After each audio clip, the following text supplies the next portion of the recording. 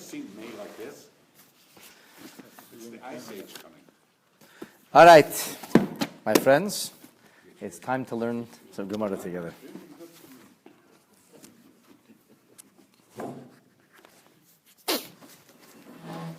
Okay. I have some very, very interesting stuff today. We're kind of done with the dating business. The dating, Torah dating, carbon dating, all kinds of dating.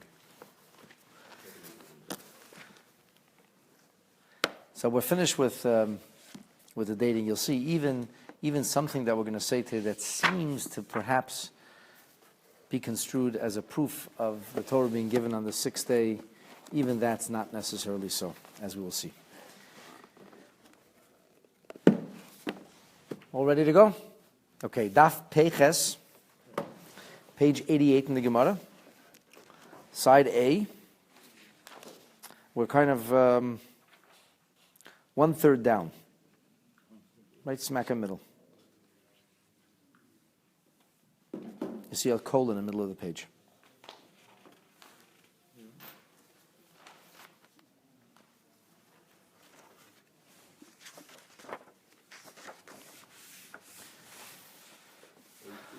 After the Gemara tried time and again, unsuccessfully, to prove with absolute veracity when the Torah was given, at this point the Gemara gives up on that discussion. There's two schools of thought. According to the Chachamim, the Torah was given on the 6th day of Sivan. According to Rabbi Yossi, it was given on the 7th day of Sivan. And at this point, the Gemara begins to focus on the actual events at Mount Sinai, or the events that led up to Mount Sinai. And the subject of today's Gemara will overwhelmingly be coercion or commitment, which will lead us into another interesting discussion about creation. Several verses before Matan Torah actually begins, in Exodus 19, verse 17, the Torah says as follows: Vayisyatzvu b'tachti sahar.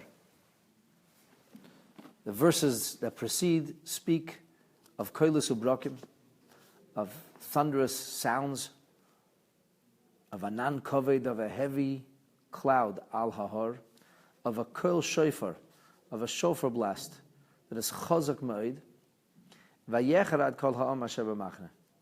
And everybody was terrified. Everybody was overwhelmed by this experience. In verse 17, Vayotze Moshe es ha'am, Moshe Rabbeinu brings forth the people, Likras ha'elikim, to greet God, as it were. Min ha'machane, they leave the encampment, Vayisyatzvu, and they stood betachti sahar. So, let me tell you what Rashi says in Chumash. Betachti sahar. What does it mean, betachtis? Tachat is bottom or underneath. Rashi says, Lefi pshutei, if you want to understand this in a straightforward manner, beraglei hahar, at the foot of the mountain. It's the foot of the mountain. However, Rashi doesn't leave you with that. And he says, umedrashai, in the midrashic interpretation, which does not necessarily mean the medrash, because this is a Gemara. The Gemara we're going to learn today. Medrashay shenisla shahar mimkaimai, that the mountain was uprooted from its place, v'nichba aleihem, and it was turned over them, kigigis, like a bowl, like a large dome, a kippah. So the mountain is placed like a dome over us. And that is going to be the subject of today's Gemara. Vayisyatzvu betachti sahar, Omar Ravi Avdimi Bar Chama Bar Chasa. The great sage whose name was Avdimi, the son of Chama, who was the son of Chasa. Now, since we have in the Gemara two Ravi Avdimis Bar Chama, because even though I don't know anybody named Avdimi today, And I don't know anybody named Chama today, but apparently it was once a very popular name. And there were many Avdimis Bar Chamas. So you had to go back another generation to identify this particular sage. This was the Rabbi Avdimi Bar Chama, who was Bar Chasa. So the Gemara says, Mahu, what is the reason? What does this mean when we say that it was B'tachta Sahar? Melamed, says the Gemara, it teaches us Shakofa HaKadosh Baruch Hu Aleim Esahar Kigigis, that God held a mountain over them, like a dome.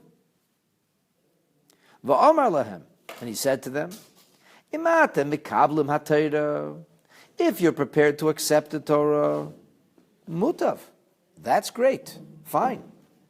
Ve'im lav, but if you're not prepared to accept the Torah, sham tehei kfuraschem, I can bury you all right now, because the mountain was big enough to bury the entire Jewish people. Let me finish the Gemara's concluding words, and then we'll return to the details. Omer Rabbi Acha bar Rabbi Yankiv, Rabbi Acha bar Yaakov said, Mikan meidor rabba lo'iraisa. It is this teaching, it is this interpretation of the words of the Torah that describe the Jewish people standing at the foot of Mount Sinai, but not really at the foot of Mount Sinai, but rather under the mountain, from which we have a great disclaimer for the Torah. That's a problem. A disclaimer. We were coerced into this. We never made a commitment. So the Gemara is going to say, Amar Rava says, Afal Pikein, nonetheless, Hadar Kiblu, later on they did accept it, and that was Bimei Achashverosh, in the days of Achashverosh, the days of the Purim miracle. The Chsiv, it is written, Kimo Vekiblu HaYehudim, the Jewish people ratified and they accepted. Kimo Mashe Kiblu Kvar, they had ratified that which was accepted earlier. Okay, that's a straight reading of the Gemara, and now we're going to return to properly understand this Gemara. So first of all, why does Rabbi Avdimi understand the words of Tachtis vayisyatzvu betachtis hahar? Why does Rabbi Avdimi understand that to mean under the mountain? Rashi says Tachtis hahar tachas hahar mamish. In the Midrashic interpretation, it is literally under the mountain. So there are numerous ways we can understand this. One is, if they stood at the foot of the mountain, it should have said Tachas hahar. Why does it say Tachtis? Tachtis is an unusual expression. And precisely because it's an unusual expression, that's probably why Rashi brings a second interpretation. So that's what the Maharsha says. Maharsha says Tachtis means like under, like in, within. That means Tachtis. So therefore there's this idea that the mountain was actually held over them. They were like literally surrounded by the mountain. Tachtis means inside the mountain. This is the way the Maharsha explains the diuk of Rav Avdimi. However, it's noteworthy that in the She'iltis, the Rabachoi, which is a Mishnah-style genre of collection of Midrashic teachings, over there it says that Rav Avdimi was bothered by the fact that it doesn't say the word Eitzel, because it should say standing next to the mountain. And Eitzel Hahar is the proper word, the proper term, it's the proper grammar, stand next to the mountain. Since it doesn't say they were standing next to the mountain, it says Tachtis, forget Tachas. It says the very fact that this terminology is used altogether. So from the She'iltis, the issue is, why do we use this terminology? And maybe the Maharsha would add, not only we use the word Tachas, which could mean under or at the foot of, we use Tachtis, which means like not only at the foot of, but inside the mountain. And it's interesting that Rashi doesn't simply say Biragle Ahar. Rashi says, Lefi Pshutai, if you want to understand this verse literally, where were they standing? Biragle Ahar, at the feet of the mountain. However, Midrashai, there is a Midrashic interpretation that comes along, because Rashi himself knows that the word betachtis is not the most natural way to say standing at the foot of the mountain. And because the Torah uses an unnatural expression, so therefore Rashi has to introduce a secondary interpretation. We're going to come back to this later, but I just want to point out that ein mikra yotzei midei pshuto. Verses can never be misconstrued from their literal meaning. That means, unless the Torah tells you a particular narrative, a story is metaphoric, it's not allowed to be viewed as such. Reb Saadia Gaon rules that somebody who would say this is considered to be a heretic and apikoros. He has left the building of Jewish faith. But that's when it comes to psukim, to verses which are stated in a literal tense. However, when we have psukim, when we have verses of the Torah which speak to us in metaphoric terminology to begin with, which evoke poetic prose or what we would consider today hyperbole, then of course the Torah doesn't mean literally. For example, when it says that it was Arim Gedolos Betzudas Bashamoyim, that they saw cities that were fortified, reaching up to the very heavens, we know that that's euphemism. What Rashi calls derech havai.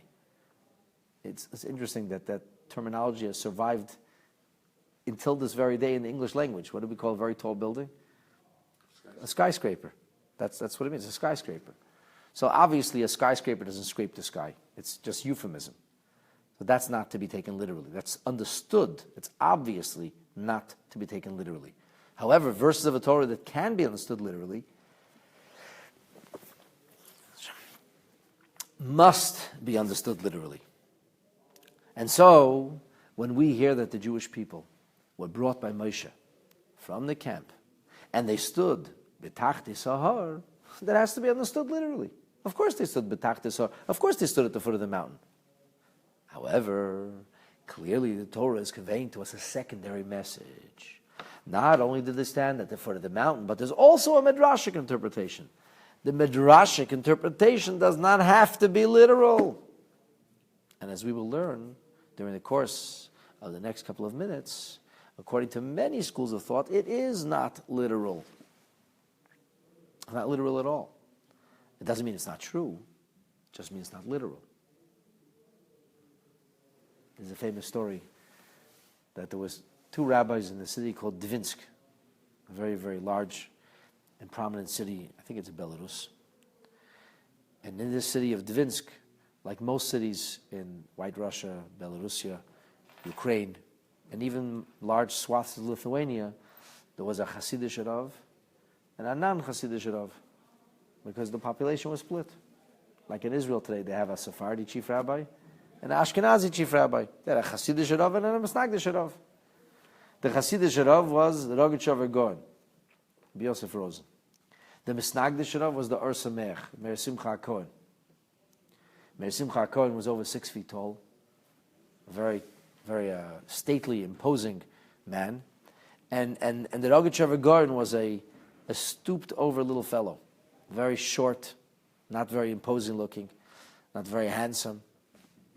And there was a discussion, and the discussion in Shul, more like an argument, who is greater, who is taller.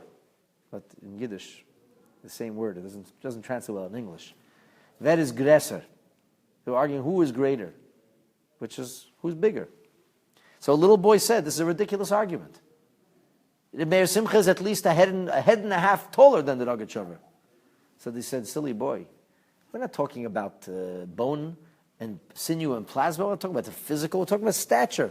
He said, oh, here you go, now you're pshetlach. Now you're giving this little, you're starting to twist things around now and you're giving me stories and excuses. I know what I heard. You said bigger is bigger, and he's not bigger, the other one is bigger. That's immature. So an immature person will read something in the Gemara, read something in Medrash, it says like this, it has to be like this. But that's an immature understanding of Torah. The Torah speaks to us in many frames. It speaks to us in using metaphor and parable and euphemism and sometimes even hyperbole. But that's the nature of the way the Torah conveys its messages. So we have a rule: mikra ein mikra yetze midei pshutei. The scripture may never be taken from its literal meaning. Avraham Avinu was a man with 2 feet and 2 eyes and ears and a nose, and Sarah Imenu was a woman, etc., etc. These are not metaphors. Heaven forfend to suggest chas v'shalom that the Jewish people were never in Mitzrayim, as a certain very prominent pseudo-rabbinic figure said when on a talk radio show about 10 years ago. It's a metaphor. It's meiselach, it's just parables. It's parables about but human travail. Chas v'shalom. That is heresy. It's apikoursis.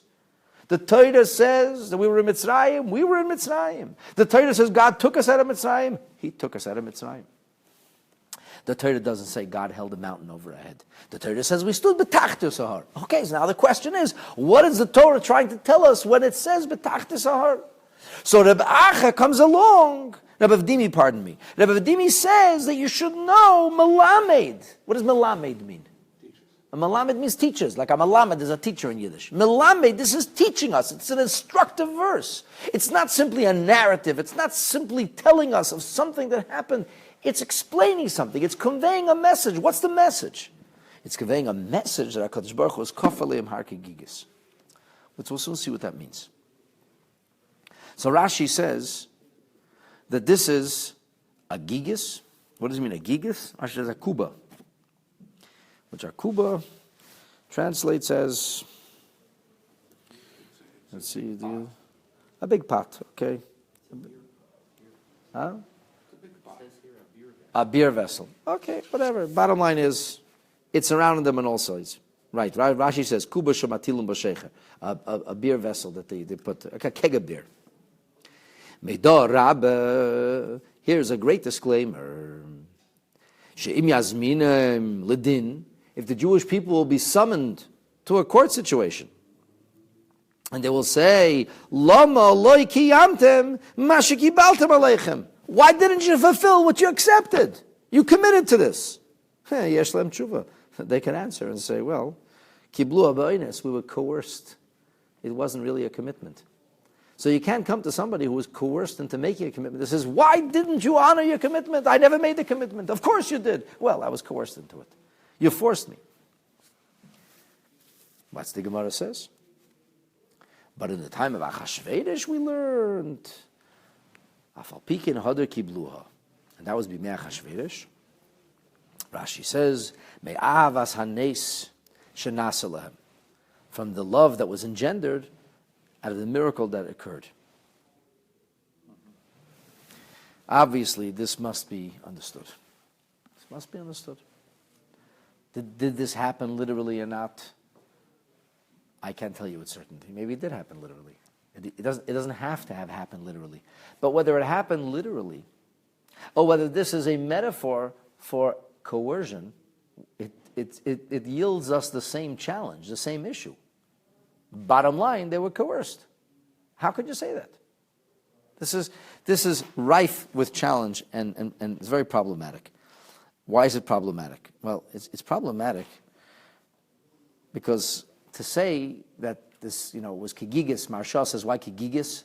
He says because like a grave. The grave surrounds you on all sides. There's no way out. This was like a grave. He says, this is going to be a grave. No way out of here. So if there's no way out of here, we didn't have a choice. So in that case, how could we be held culpable? I mean, it's not like the Jewish people weren't held culpable up until Purim. After all, the first Beis HaMikdash was destroyed before Purim happened. And there were many, many punishments meted out to the Jewish people and catastrophic consequences of our bad behavior. So it's very hard to say that, well, they didn't have to be held culpable. Well, they were held culpable. And even more difficult is, we read earlier, not so much earlier, we read about, and we hear about this later, the idea of Nasa and Nishma. Jewish people said yes. Yes, I do.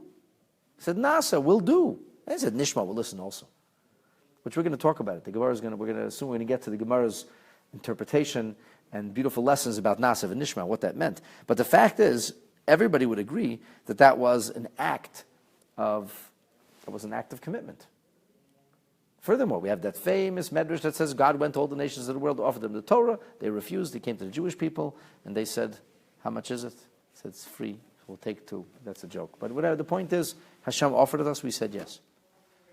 Well, he said yes. Put a mountain over our heads, we said yes. If he would have put a mountain over the other nations, they wouldn't say yes. Like, really, this kind of invalidates the whole narrative of the Jewish peoples wanting to do this. It doesn't add up. So the Tosfos says that the truth is the Jewish people did accept the Torah. They did accept the Torah. The problem was, on that morning, and as I started to read to you from the Chumash itself, all of a sudden, Vahi b'yom hashlishi, it was the third day, and this keilas uvrakim, and they heard this lightning and this thunder and this kel shefer chazak, and they became terrified. As it says in the next verse, Vahar Sinai Ashan Kulai. There's this incredible amount of volume of smoke, the smoking mountain. Because God came in the image of fire. The whole mountain is shaking and trembling. The Jewish people are terrified. So up until now, they didn't realize how serious this is. They took one look. They said, gee, this is not a little thing. This is serious business. In fact, as the Balei HaTesva said, they thought, here we go. If we don't listen, that's what happens to you. You know that like proverbial lightning bolt is going to come hit me? You don't listen to Hashem, boom, you're finished. They said they got cold feet. They said, I don't know if we want to do this. We're not so sure. Moshe, can we have maybe a little caucus, discuss this a little bit? And that's at that point that Kadosh Baruch Hu says, there's no more discussions here. The Skafalim Hakigigas, you don't have any choice at this point.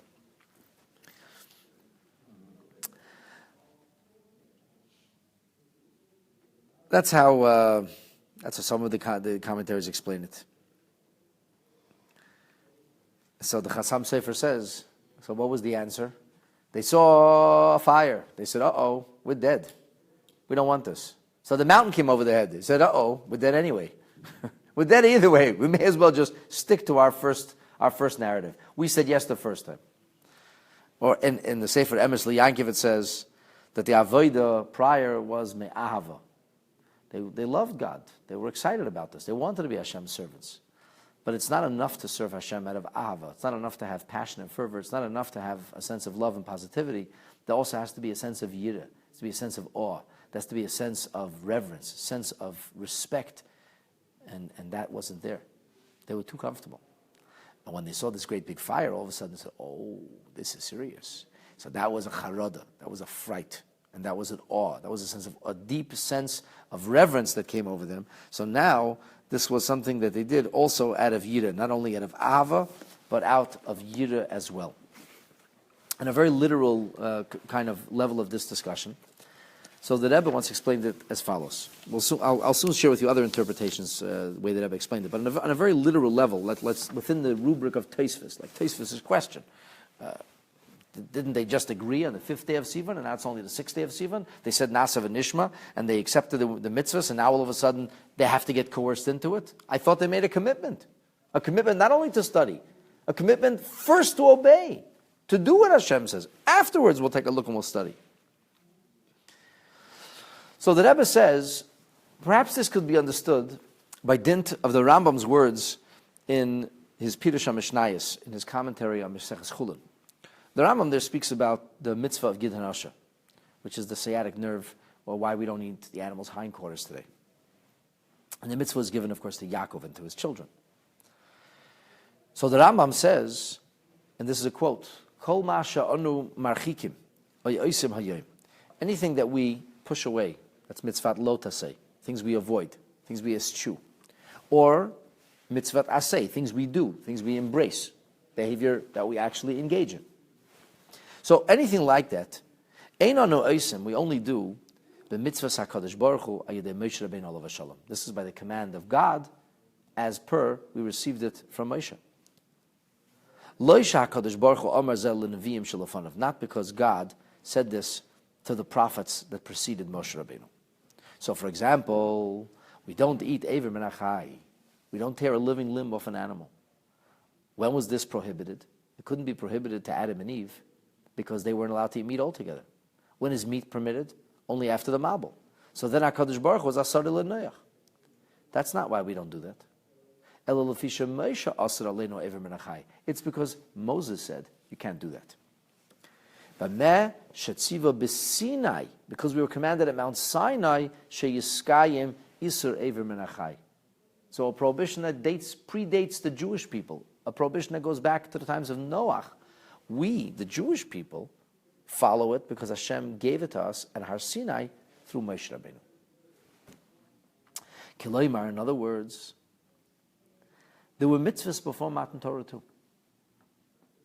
There were mitzvahs. The sons of Yaakov didn't eat the hindquarters in the animal without removing the sciatic nerve.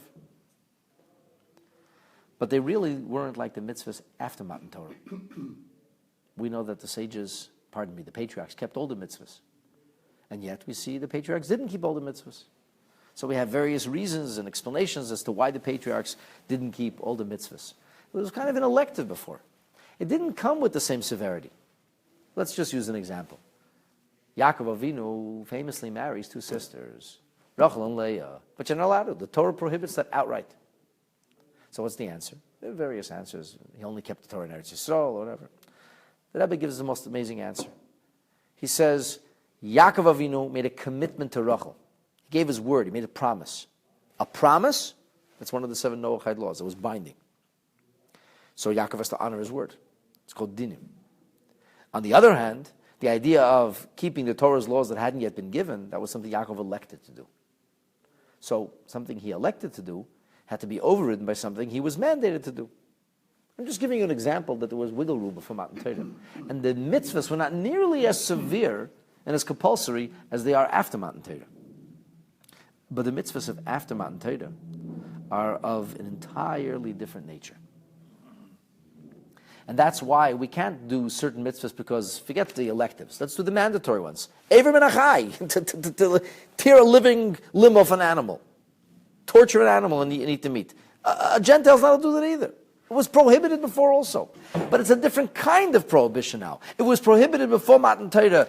It's prohibited, but the quality of that prohibition is vastly changed. Matan Torah changed everything. The Jewish people were unaware of Matan Torah. They don't know what Matan Torah is. They don't understand. This is the 5th day of Sivan. Everything was still nice and calm. So they said, yeah, we'll take the Torah. Mitzvahs like we had. More mitzvahs? We can do more mitzvahs. Then all of a sudden the Torah comes along, and maybe this is like what the Chassam Sofer says. They saw the fire, and they saw the awe, and they said, this is unbelievable. They said, forget it. We're not sure we're ready to do this. And at that point, it was too late. The Baruch Hu says, oh, no. You see, the mitzvahs before Matan Torah, when they said yes, it was like there's an expression in the Gemara that says, you cannot buy and sell something which doesn't exist yet. You can sell a tree. I say, I'll lease you the tree for next year. You can take all of the harvest, all the fruits that will grow. That you can do. But you cannot sell the fruits that will grow. You can't do that. There's no such thing. I can commit myself to honor that I will sell you the fruit at a certain price, which is known as the commodities market. But I can't actually buy the fruit because it doesn't exist yet. It's called the davar shlei b'olam. So you say the Jewish people, they committed. Sure, they committed. To what? To something that didn't exist. There was no such thing as a mitzvah that was given at Har Sinai yet. It didn't exist. And because it didn't exist, the commitment was a commitment in theory, but not in practice. The commitment in practice was sealed when Kaf Aleim Har Kigigis, when this keg of beer was over them. And that's where there was no way out, and they said yes. So in fact, there was a certain coercion that accompanied this as well, which is profoundly problematic. Right? So this is why I explained it to you on a literal level, the way the Balei HaTosfos explain it. I explained it to you the way the Chassam Sofer explains the Tosfos. We talked about the way the way that Rebbe explains this. Okay, it's all like it's wonderful, but ultimately, at the end, where then does this leave us now? Where does this leave us in the sense that we didn't accept the Torah? Like this was all coercion, not commitment? Like really? And what does it mean that they accepted it in the time of Purim? So here, let's try this emphasize. Chumash Devarim. Moshe Rabbeinu in Parshas V'eschanan is recapitulating the events of Mount Sinai. And at the end, when he finishes talking about Har Sinai, in Deuteronomy 5, chapter 20, verse 26, he says, Mi yitein v'hoya levavam zelahem liyida isei. Who, if only, as we say, halavai, if only the people could have their hearts as committed as it was at that time. Lishmer is kol mitzvosai, that they would keep all of my commandments, kol hayomim, all of the days. The Ksav v'Kabbalah says, halavai shalei yavdu as hamaylis shekiblu b'mayim Har Sinai. If only they will not lose the level of commitment. They won't lose the quality of their devotion to Hashem that they felt on the day of Har Sinai. So this is very serious. This was a real serious commitment. And now you're telling me there wasn't a serious commitment. And it's all one big coercion. And of course we have the famous pasuk in Yechezkel where the Jewish people are threatened by Hashem. And they don't say, well, one second, you can't threaten us. You can't tell us you're going to punish us because, at the end of the day, we didn't really accept this. We were never really ready to do this. How could that be? So there is another way of understanding this altogether. This is the approach that is promulgated by the Ritva. And the Ritva says that when we say Mikan Medor Rabba Le'eraisa, it's not literal. We're not literally saying there was a coercion. We're saying that it wasn't something that was done entirely by their own free volition, but it doesn't mean they were coerced into it per se. He says, Mikan Medor Rabba, the great disclaimer, is a euphemism. That's hyperbole. For example, you know how you say a blind person in Torah language of the Gemara? Sagi Nahar. Sagi Nahar, which means enormous amount of light struck, but the person's nebuch in the dark, can't see anything. Now, besides the fact that that is an accurate description of blindness, when the pupil opens too much and too much light comes in, it's actually accurate. It's not the wrong description. That actually, Rahman al-Islam, is what causes blindness. But nonetheless, that's not necessarily the only thing the sages meant. It was a euphemism. They called something which was of lesser significance something great, something of great importance. We have an example of this with the Kiddush on Shabbos morning, which is not mandated by the Torah. We're mandated to make Kiddush on Friday evening when Shabbos arrives. We're mandated to make Havdalah when Shabbos leaves. We're not mandated to make Kiddush at the Shabbos morning meal. You know what it's called? Kiddush Rabbah, the great big Kiddush. What's more important than the Kiddush Friday night? Of course not. It's a euphemism. It's not literal. So the Ritva says, Mekan Medar Rabbah does not to be taken a great disclaimer. It's as if it was a great disclaimer. And he says, there will be people, somebody will say, oh, look what the teaching of Rav Dimi. It wasn't really a commitment. Instead it was coercion. They didn't want to do this. So we have an answer for them too. The Torah's got answers for everybody. The person who wants to make trouble and he wants to find a reason that why he shouldn't keep the Torah, we say we have an answer for you too. But to say that it was done entirely without their own volition and they didn't mean doing this, that's a totally unreasonable thing to say. The truth is that even if you think about the words of Tosfos, you think about the way we explained the Tosfos, it doesn't mean that the Jewish people didn't want to do this at all. It means they got cold feet. It means they were overwhelmed at the moment. This is very intense. And at this intense moment, they couldn't deal with it. This wasn't what they had been talking about up until this point. The truth is that sometimes people make commitments and they can't keep the commitments. So why did they make these commitments? Because they had no idea how tough it would be. They simply didn't know. So what does it mean that you made a commitment and then you were going to back out and you got forced to don't you dare. So you had no choice. So you said yes. It doesn't mean you didn't want to do this. Of course I wanted to do this. I didn't know this is what it meant. I didn't realize this is what it was going to entail. Now that I found it was going to entail, I needed a little bit of extra, what do we call it, a little pat on the back, a little extra encouragement. So at that moment, when the feet got cold, they got a little encouragement. It doesn't mean, chas v'shalom, to say that they didn't want to do this at all. Let me share with you the words of the Kli Yakar before we go in more depth into how the Ritva explains this. He says, the Kli Yakar, on this very verse, says like this. Ein hapirush. It does not mean sheratza Hashem la'ansam, that God came to force them into something. He coerced them. We didn't want a Torah, we got forced into this, and therefore we're not really obligated. Chas v'shalom, he says. That they should actually go ahead and say that we never really agreed. So the Kli Yakar says, what about that famous medrash of God going around to all the nations, and they said no, and we said yes? Sure, they said no, and we said yes. And then, we said no too. That whole medrash doesn't make any sense. But the truth is, they said no, and we did say yes. And that's meaningful. It's only that at the last moment, when it came to the actual, the fire, so to speak, that's when we got a little bit nervous. They said no, and we said yes. They weren't there, we were. We weren't there yet when we said yes. It's not a problem for God. He could have transported them. He could have given the Torah wherever he wanted. He offered it. God knows what the answer is going to be, but it's not the point. Everybody got a chance. They said no. And the Kli Yakar brings down that the famous psukim from Yechezkel, from the 20th chapter, where it says over there that the Jewish people wanted to throw El Malchus Shamayim, or throw off the yoke of heaven. The Amru, they said, Nihiyeh kechol hagoyim. Let's be like just a nation amongst the nations. Sound familiar? A nation amongst the nations.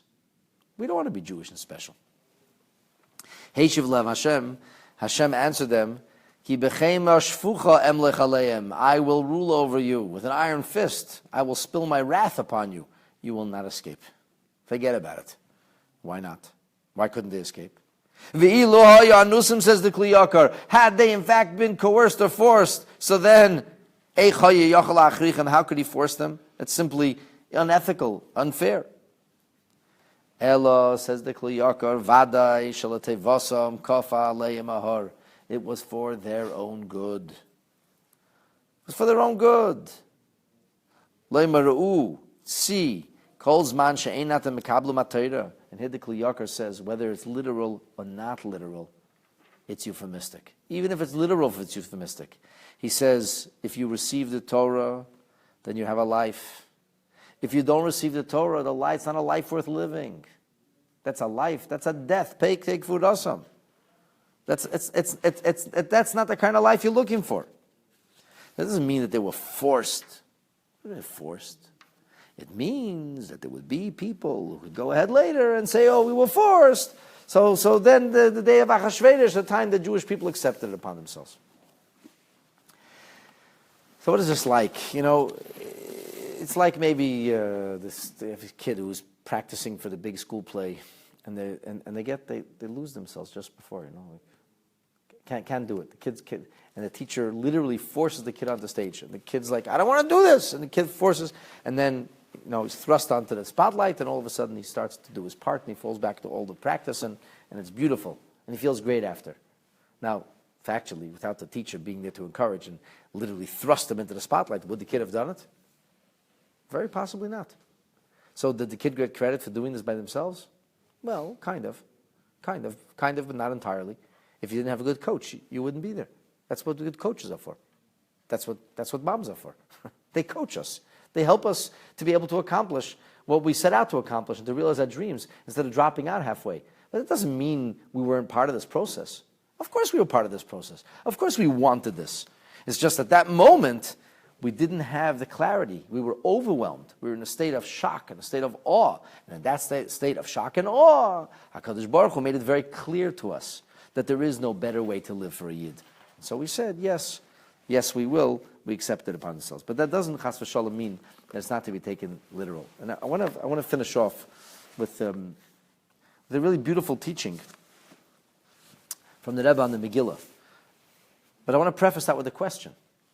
The question, they preface it, which is the Maharal of Prague asked this question, what does it mean that what Rashi says, they accepted it upon in the days of Achashverosh me ahavas hanes, from the love of the miracle. What, had no miracles happened to the Jewish people before?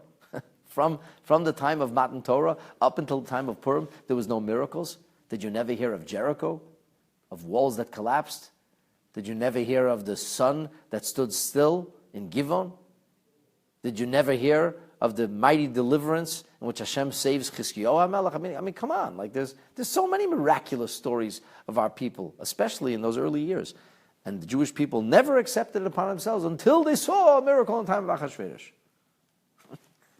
What was so amazing about that miracle? The love engendered by that miracle that swept them off their feet and made them commit with absolute certainty. Yes, we want this. We're going to do this. Why?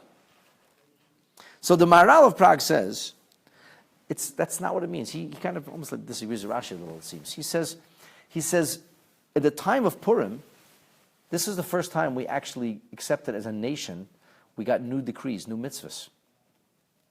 And we could have rejected them. When Shlomo HaMelech made an injunction, or David HaMelech made an injunction, they were the king. You don't have a choice. The king said, this is the rule, that's the law. He said, yes, sir.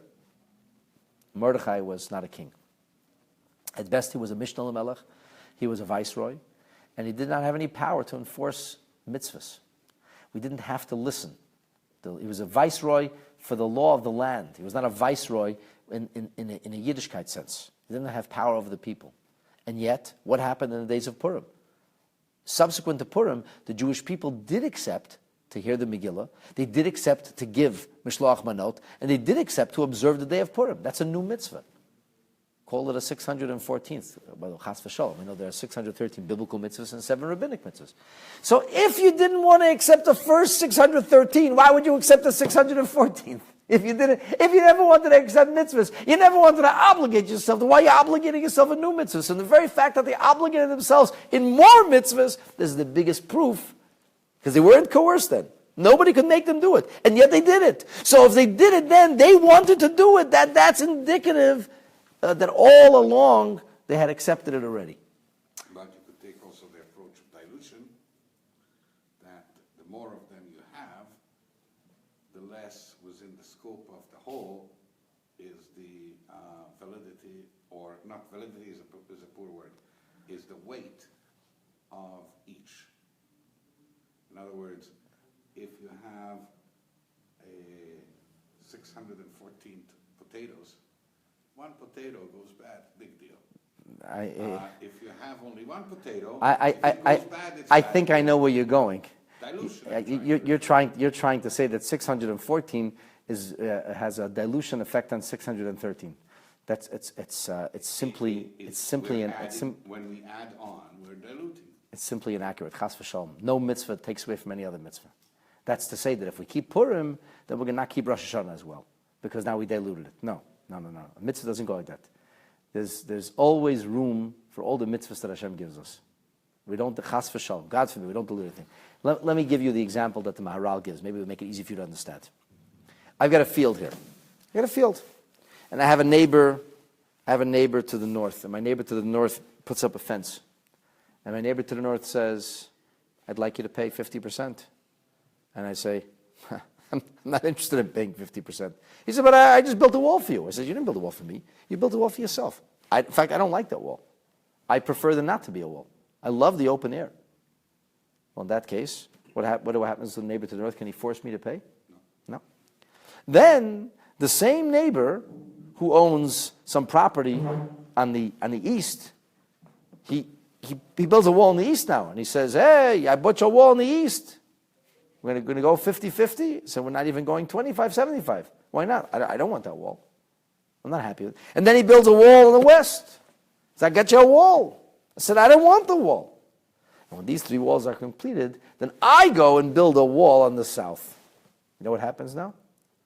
I have to pay 50% for the west, the east, and the north. Why? Because I was saying all along, I don't benefit. Now I proved I benefit hugely. Now my property is fully fenced in. So this is like the last wall. When we agree to another mitzvah, that's like the last wall. And actually, the Rebbe learns this pshat. When the Rebbe speaks about the concept of kimu v'kibla Yehudim, the Rebbe says that the proper way of understanding this is not that the Jewish people accepted the Torah at the time of Purim, but rather, the Rebbe says, this is a proof that at the time of Matan Torah they meant it. It's not exactly like the wall, where the wall is at that point, whether he wanted the wall on the north or the east or west is debatable. But at a certain point, he said, you know what? I like this. I got all these free walls. I'll build myself a wall and I have a fully fenced in area. The Rebbe said the pshat of Kafar Lim Arkigigas is that kimu mashekiblu kvar. It doesn't say kimu vikiblu. It doesn't just say that they accepted. Shekiblu. But if there was no kibul, it was never really accepted, then you can't say they affirm what they already accepted. They never accepted. They were coerced. There was never an acceptance. There was never a commitment. But if we say kimu, they affirmed that which they had accepted, then that means that there was an acceptance. And that fits so beautifully into everything we said, because all along we've been saying now that, of course, the Jewish people wanted this. They just got a little overwhelmed. Like the bride got cold feet. And the mother understands her daughter like nobody understands it. She says to her daughter, stop being foolish. This guy's perfect for you. You love him. You're so happy. And I said, yeah, but now it's marriage day and I'm nervous. I can't do this. And the mother knows how to calm her daughter and says, everything's going to be just fine, and walks her down the aisle, and everything is fine. And everybody lives happily ever after. And without the mother being there, who knows if there would have been a chasana that day. But there was a chasana. There was a wedding. Why? Because the mother was there. If the mother wouldn't be there, we'd be in trouble.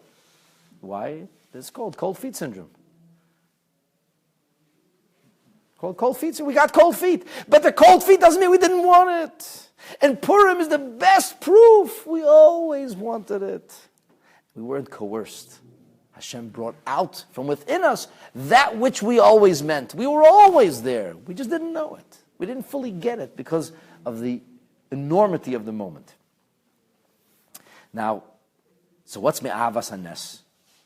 Maharal says a different pshat. How do we understand Rashi me'avas hanes? What makes this nes, this miracle, different than all other miracles? So the Rebbe says something amazing. Up until the story of Purim, whenever there was a miracle, nature was shattered. The material world and its obstacles were suddenly removed. But here, the Jewish people saw that the very same king who had signed their death warrant, now all of a sudden became their best friend.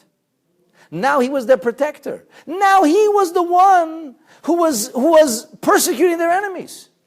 What do we say about Purim? V'nahapochu. V'nahapochu means it got turned inside out. So this means in the parlance of Kabbalah, of mysticism, v'nahapochu means what's called ishapcha, transformation. And transformation means that Achashverosh, like it says in Chassidus, he gave the house of Haman to Esther. Imagine Hitler's house becomes a yeshiva. That's what it was. That's what it was. And not because they had to destroy. No, the same government that was underwriting and creating the final solution, that same government all of a sudden got rid of the architect of the final solution and said, no, what was I thinking anyway? On the contrary, that radical transformation, that paradigm shift is actually instructive to what Yiddishkeit's all about. There's a beautiful story. This is not literally what the Rebbe says in the Sikha, but I would like to suggest this is the understanding of it. It's a beautiful story told at the Alter Rebbe when he first was a young man. He got married, and then he was going on to pursue the equivalent of postgraduate studies. He was already a big goy and already a renowned genius and a luminary and a sage. He was a kid, 16 years old or 17. And the question, where was he going to develop into the great leader he was destined to become? When was he going to blossom and really come into his own? So he had two paths before him. One was the Gaon of Vilna, as a Vilna, and one was the Maggid of Mizrich, the successor of the Baal Shem Tov. And the Alter Rebbe didn't know for a while where he was going to go. And he said like this, in the end he came to his decision, he said, I heard in Vilna you learn how to learn. I heard in Mizrich you learn how to daven. He said, to learn, I know a little bit already. To daven, I have no idea. I don't know how to daven. So he decided to go to the Maggid. And as the story goes, he was there by the Maggid for a few weeks, a week or 2 weeks. He wasn't overly impressed in the beginning. He was so unimpressed that he made the decision to leave. Okay? So he came to say goodbye to the Maggid. Said, thank you very much for the hospitality. It's been an interesting experience. I'm going now. The Maggid didn't try to stop him, didn't try to convince him. He said, okay, that's fine. You do what you have to do. Safe travels. And Alter Rebbe goes down to what, I guess, the equivalent of what's later becomes the train station to see if he can find a wagon to take him in the direction that he wants to go. And the Maggid sends his son, Rabbi Avraham, who later becomes the Alter Rebbe's Chavrusa, personal study partner. He used to call him Rabbi Avraham HaMalach, Avraham the angel. The Maggid sends Rabbi Avraham with a message for the Alter Rebbe. And the message was, he should tell him, when you go, when you travel, schmeiß de Pferd, bis wird Pferd. You should whip the horse until he's no longer a horse. Or another version is, schmeiß de Pferd, whip the horse, as soll wissen, as a Pferd. He should know he's a horse. Okay, sounds kind of strange, but the Avram doesn't question, and he brings his father's message and goes over to the Alter Rebbe and he says, my father said, and the Alter Rebbe said, oh, so that's what this is all about. And he turned around and went back to the Maggid and never left again. What happened? This is a funny story. Schmeiß the Pferd, as Elvisner as a Pferd. You hit the horse till he knows, whip the horse till he becomes what? He becomes an angel? What does it mean? What the Maggid was saying to the Alter Rebbe is that learning Chassidus can actually transform you, which ultimately is the essence of Torah. A person will become transformed. It's not that you could coerce yourself into doing that which doesn't come intuitively or naturally, or you don't enjoy doing. You can force yourself. You can overcome the Yetzer Hara, which is called, in the parlance of mystical discipline, iskafia, crushing the Yetzer Hara.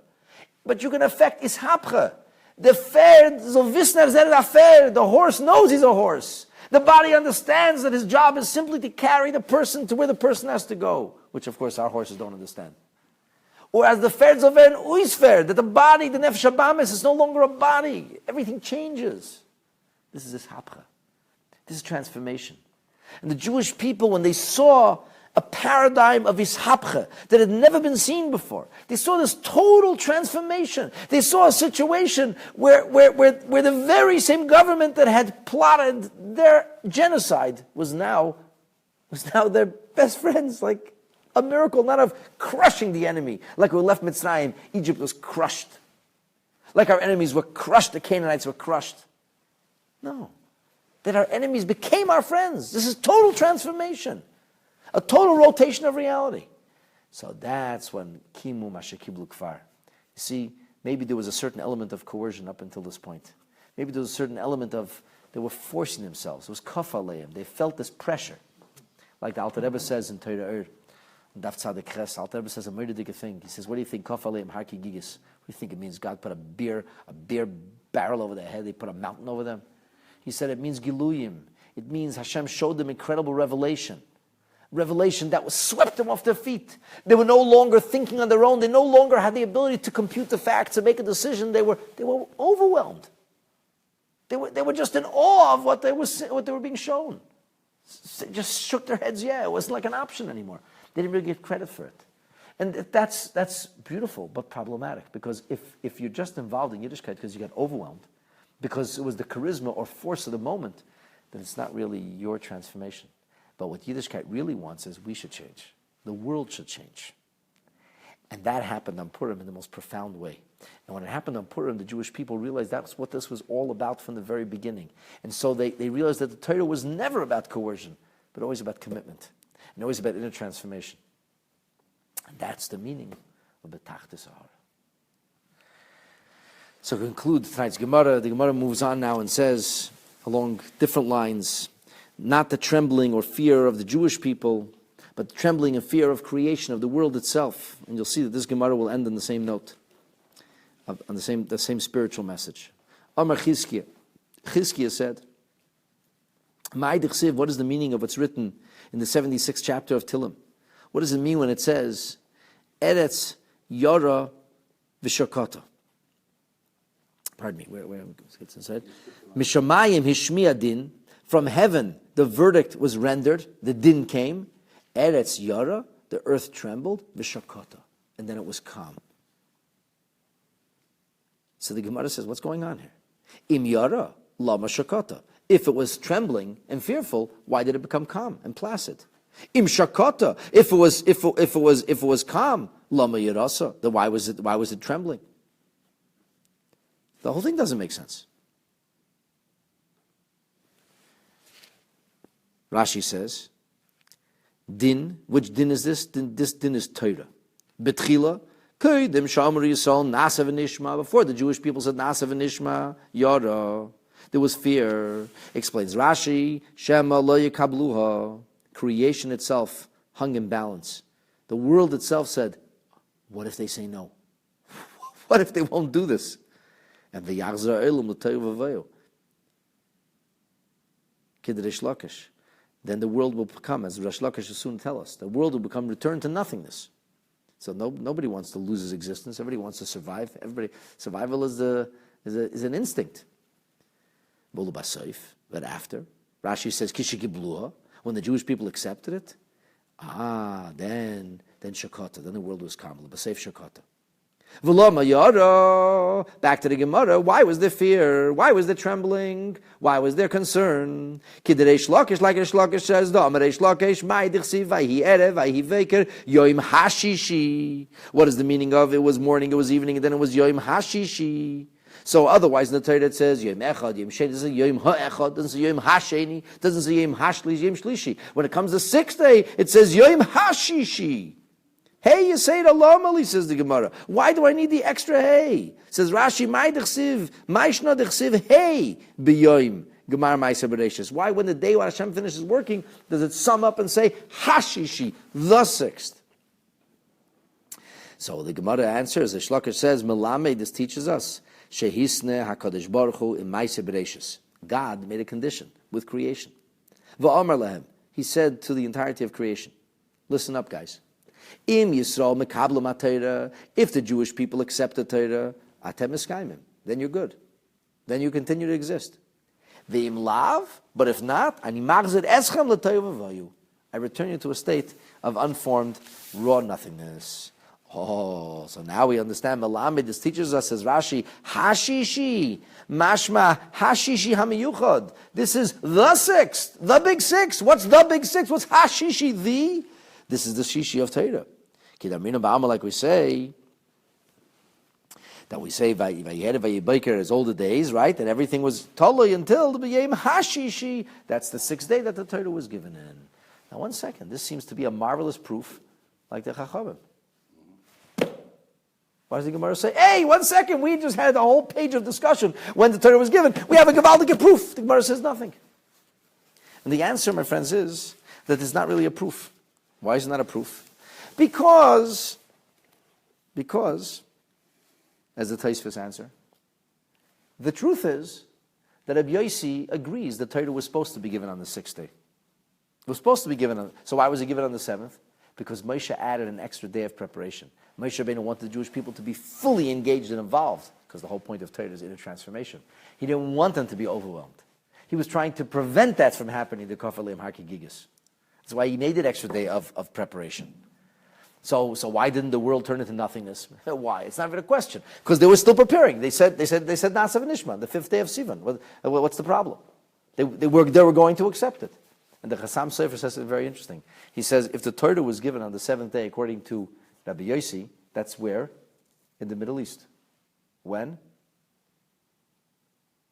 4 o'clock in the morning, at dawn. 5 o'clock in the morning, on the 7th day. What time is it in California or in Alaska? The sun didn't set yet. It was still the 6th day. So he says, further over, on this side of the dateline, further over, it was still the 6th day. So it turns out it was somewhere in the world it was the 6th day. As long as somewhere it was the 6th day, you don't have a problem, you don't have an issue. Anyway, at any rate, we don't have a proof that this idea is that the Torah was given on the 6th, but the point of Yom Hashishi, according to Rabbi Yossi also, that's when the Torah was destined to be given from the very beginning, and that's why the world trembled. The world did not know, where's this going? What's going to happen over here? And in the end, the world was shakata. Why? Why? Because the Jewish people accepted the Torah. The Rebbe says a murdic thing. What does this Gemara teach us? Many people think that the world is deaf to the message of the Torah. The world is blind to the vivid, incredible colors of Yiddishkeit. The world denies, Olam is concealment, denies everything about Yiddishkeit. But this actually is a profound mistake. It certainly may seem that way, but intrinsically it's not so. The truth is that creation, deep down, knows very well that the Jewish people have a special mission. Deep down, all of creation knows that it's all about us and the Torah. That's why we're always on the front pages. The whole world is obsessed over us. Because deep, deep down, everybody knows that. And because that's the case, we shouldn't look at the world and say, how's this world ever going to change? How is this world ever going to experience his hapcha, total transformation? It's a world that's against God. They say, relax, it's not so against God. It's a world that seems to be. It puts up this front like a bully. But deep down, the world is really not against Yiddishkeit. In fact, the world was built for Yiddishkeit all along. And when the moment came, when the Jewish people wouldn't do the Torah, Yara, there was tremendous fear in creation. And when was Shakata? The Jewish people accept the Torah. Okay. In other words, the way the Rebbe explains this Gemara, both of these Gemaras are perfectly compatible.